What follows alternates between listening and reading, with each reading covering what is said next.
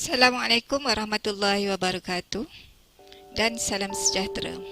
Saya Cikgu Tazimah binti Marsidi dari Sekolah Menengah Kebangsaan Jengkel 18 akan berkongsi sedikit maklumat berkaitan tajuk adab menuntut ilmu dan adab berguru. Apa khabar semua anak-anak hari ini? InsyaAllah kita akan sama-sama belajar dan berbincang berkenaan tajuk adab menuntut ilmu dan adab berguru. Dengan kata lain, ilmu dituntut, adab dipelihara. Anak-anak yang dikasihi sekalian, mengapa mesti belajar berkenaan adab baru berilmu? Baru ilmu dan mengapa? Kenapa tidak kita belajar je ilmu, tak payah ambil tahu berkenaan adab? Okey, itulah sebab mengapa kita kena beradab, sebab nak membezakan antara manusia dan binatang. Sebab beza manusia dengan binatang adalah dengan akal atau ilmu. Tapi tak guna juga bila kita berakal atau berilmu tapi tak ada adab. Belajar pandai tapi tingkah laku tak selari dengan ilmu yang kita pelajari. Maka jadilah manusia yang mungkin tingkah lakunya seolah-olah binatang, tamak, bengis, kejam dan tingkah laku yang tak bagus yang lain. Okey, kita tengok maksud perkataan adab dan menuntut ilmu. Kita mula dengan maksud adab. Apa dia adab? Atau dengan kata lain yang ada dalam yang dah telah dituliskan, iaitu etika. Adab bermaksud menerapkan segala yang dipuji oleh orang, yang orang suka, sama ada perkataan atau perbuatan kita. Dan ada juga ilmuwan yang menyebut, mendefinisikan adab adalah akhlak-akhlak yang mulia, iaitu akhlak yang baik. Anak-anak yang dikasihi sekalian, maksud adab sebenarnya sangat luas. Bukan hanya dalam menuntut ilmu, bukan hanya nak masuk sekolah atau nak duduk dalam kelas kena beradab, tapi sepanjang masa kita adalah belajar. Jadi setiap masa perlulah beradab dan tujuannya untuk memastikan kita tidak sia-siakan usaha kita menuntut ilmu itu dengan tanpa manfaat kerana menidakkan perkara yang tak sepatutnya. Maksudnya belajar tinggi-tinggi, belajar pandai-pandai, dapat markah bagus tapi tak menjadi contoh yang baik kepada orang lain. Okey, maksud menuntut ilmu. Kalau tadi kita tengok maksud adab, sekarang kita pergi kepada maksud menuntut ilmu. Anak-anak yang dikasihi sekalian, semua orang faham wajib untuk kita menuntut ilmu atau belajar. Tapi untuk apa? Okey, kita tengok sedikit beberapa perkara, beberapa penilaian yang kita boleh tengok berkaitan dengan menuntut ilmu. Yang pertama, kita menuntut ilmu untuk dihormati dan disanjungi masyarakat. Yang kedua, nak mengetahui dan mengikut perkembangan ilmu terkini yang sesuai dengan diri kita. Yang ketiga, menuntut ilmu untuk kita berjaya di dunia dan juga berjaya di akhirat. Kalau berjaya di dunia itu maksudnya dapat pekerjaan yang sesuai dengan apa yang kita pelajari dan juga dapat memanfaatkan apa yang kita belajar untuk orang lain. Seterusnya, dapat beribadat dengan betul dan sempurna. Beribadat maksudnya bukan hanya duduk dalam kelas, belajar atau beribadat. Seluruh amalan kita seharian dikira sebagai ibadat. Seterusnya adalah untuk mendekatkan diri kita kepada pencipta kita, yakni Allah Subhanahu wa Ta'ala. Okey, itu antara kepentingan menuntut ilmu. Okey, baik, kita tengok bukti yang menunjukkan anak-anak sekalian, kita semua kena belajar. Okey, Sayyidina Umar bin Khattab menyebut orang berilmu lebih utama daripada orang yang selalu berpuasa, solat dan berjihad. Kerana apabila mati orang berilmu, maka terdapatlah kekosongan dalam Islam yang tidak dapat ditutup selain dari penggantinya yang sama, yakni orang yang berilmu juga.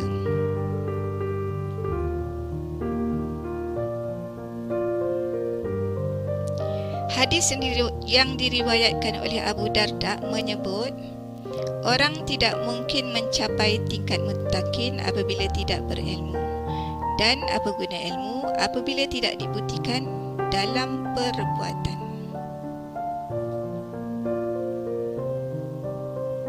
Anak-anak yang dikasihi sekalian, setelah kita memahami maksud perkataan adab menuntut ilmu, kita perlulah melaksanakan atau melakukan perkara tersebut dengan baik. Jadi nak dapatkan ilmu tersebut, perkara tersebut kita kena fahami betul-betul. Maka cikgu kongsikan beberapa adab sebelum menuntut ilmu, adab berguru dan juga adab apabila belajar secara atas talian. Kita mulakan dengan adab sebelum menuntut ilmu. Okey, yang pertama, mengikhlaskan niat dalam menuntut ilmu. Kena niat kerana Allah, kena niat kerana Tuhan yang satu, bukan niat sebab nak bangga-bangga dengan kejayaan. Okey, yang kedua, membersihkan diri dari akhlak tercela dan hati yang kotor. Tak ada niat yang tak baiklah, maksudnya nak menjatuhkan orang lain atau nak menganiaya orang lain kerana ilmu kita lebih dari orang lain. Okey, yang ketiga, perhatian dan fokus utama untuk mendapatkan ilmu yang bermanfaat untuk akhirat. Memang kita dapat kalau ilmu tinggi, belajar tinggi, kerja juga bagus, gaji kita banyak. Itu logik akalnya. Tapi setelah selesai semua tu, apabila kita meninggal dunia, maka kita akan dibangkitkan semula ke akhirat. Itulah tujuan, kena beradab. Okey, yang keempat, selektif dalam milih makanan. Nak makan tu bukan main, maksudnya makan apa sahaja yang ada di hadapan, tak ada dah tengok halal atau haram atau baik atau tidak untuk diri kita. Yang kelima, kena jaga waktu tidur. Waktu tidur tak boleh lewat-lewat. Bangun juga tak boleh lewat. Kalau tidur lewat, bangun lewat, kita akan jadi tak tahulah jadi apa. Anak-anak kena fikir sendiri. Kalau bangun lewat, bangun lewat, tidur pun lewat. Okey. Yang seterusnya, sentiasa bersungguh-sungguh. Waktu belajar kena ada usaha yang betul-betul, bukan cukup makan. Yang ketujuh, manfaatkan sebaik-baik masa, sebaik-baik waktu yang ada. Waktu belajar di sekolah, buatlah cara belajar di sekolah. Waktu belajar di rumah, cara belajar di rumah.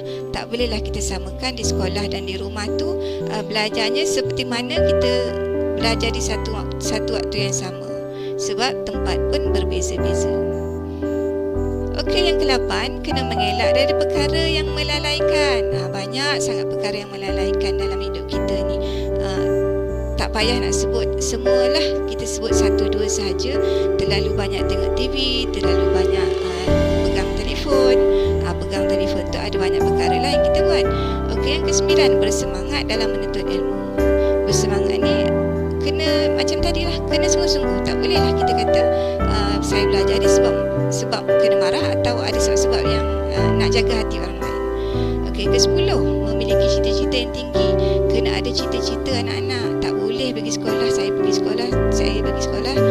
Okeylah hari ni sebab tak nak kena denda dan sebagainya. Cita-cita tu kena tinggi, kena besar, kena boleh capai. Tak boleh cita-cita yang tak selari dengan apa yang kita belajar. Okey, yang ke-11, memandang guru dengan penuh kemuliaan dan penghormatan. Tak boleh, walaupun tak suka atau tak berkenan dengan cara cikgu, kita menunjukkan riak muka yang tak menggembirakan. Itu pun tak betul. Yang ke-12, memahami hak-hak guru. Banyak hak guru, kita pun pelajar, sebagai pelajar ada hak, guru juga ada hak. Jadi kat sini kena fahamlah hak-hak guru. Okey, yang ke-13, menghormati guru.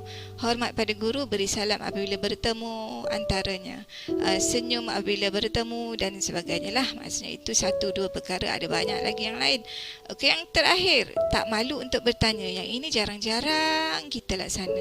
Selalunya tunggu cikgu tanya baru kita jawab. Jadi kita cubalah pula untuk bertanya guru dulu apabila tidak memahami ilmu yang kita pelajari. Okey, ada 14 adab yang cikgu senaraikan sebelum kita menuntut ilmu. Ada banyak lagi anak-anak. Kalau kita nak teroka, kita baca, kita lihat, ada banyak lagi ada adab sebelum menuntut ilmu. Okey, baik. Kalau tadi adab sebelum menuntut ilmu, senang cakapnya, kalau anak-anak nak masuk kelas, itu persediaannya. Sekarang kita dah berada dalam kelas. Adab kita dengan guru pula. Macam mana adab kita dengan guru? Antaranya kena bagi salam sebelum, apabila bertemu, maksudnya apabila cikgu masuk kelas ataupun tak masuk kelas pun, jumpa kat jalan atau di mana-mana, berilah salam pada guru dulu. Bukan tunggu cikgu bagi salam pada kita. Okey, yang kedua, kena jaga hubungan baik dengan cikgu. Kena sentiasa bersangka baik pada guru kita. Walaupun mungkin guru kita tu tak berkenan dengan kita, maka kita kena tetap bersangka baik. Yang ketiga, kena jaga maruah guru. Tak boleh tiru perkataan atau perbuatan cikgu. Yang ini kadang-kadang kita terlepas pandang lah. Sebab kita selalu kalau dengan cikgu yang terutama yang kita tak berkenan, kita meniru-niru gaya cikgu. Okey, yang keempat, mendengar bila guru bercakap.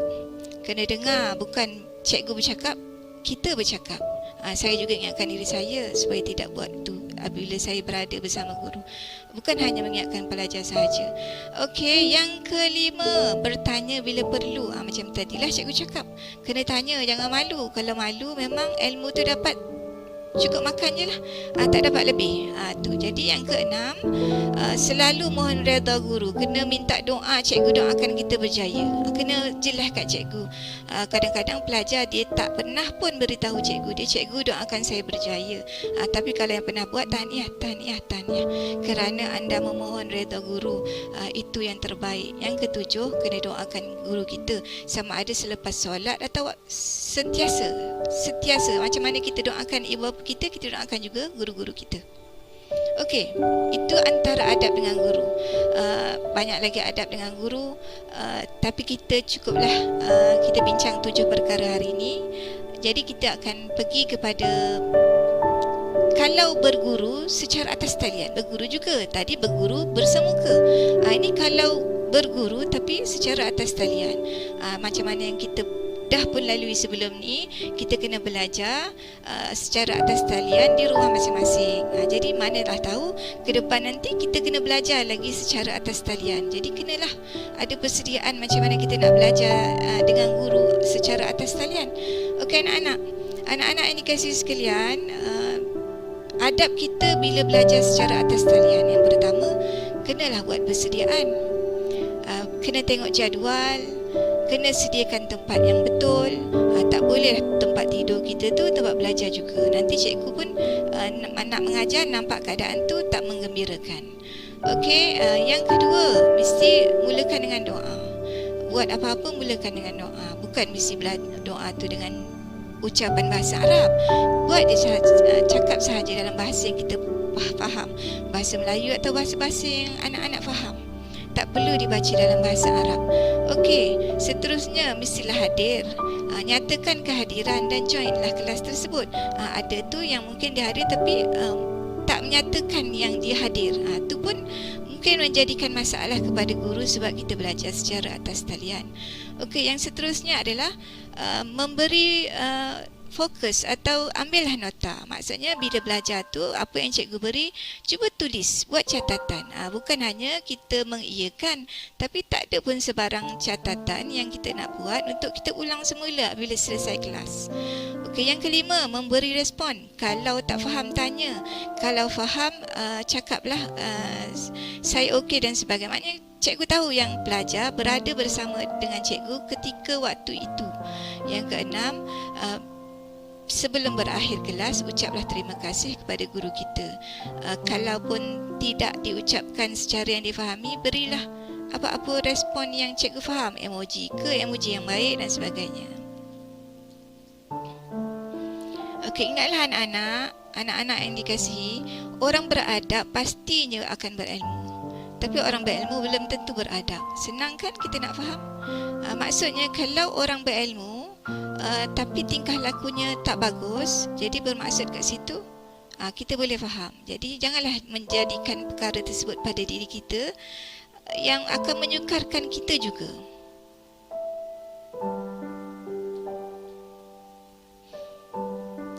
Okey, itu sahaja perkongsian cikgu pada hari ini. berkaitan tajuk adab menuntut ilmu dan adab berguru. Harap-harap anak-anak memahami dan dapat mengambil sedikit manfaat dengan perkongsian cikgu pada hari ini. Kalaupun tidak banyak, tidaklah ditinggalkan semua perkara. Jadi mohon maaf atas segala kesilapan dalam perkongsian cikgu pada hari ini. Kita jumpa di lain masa jika diizinkan, insya-Allah. Sekian, Assalamualaikum warahmatullahi wabarakatuh.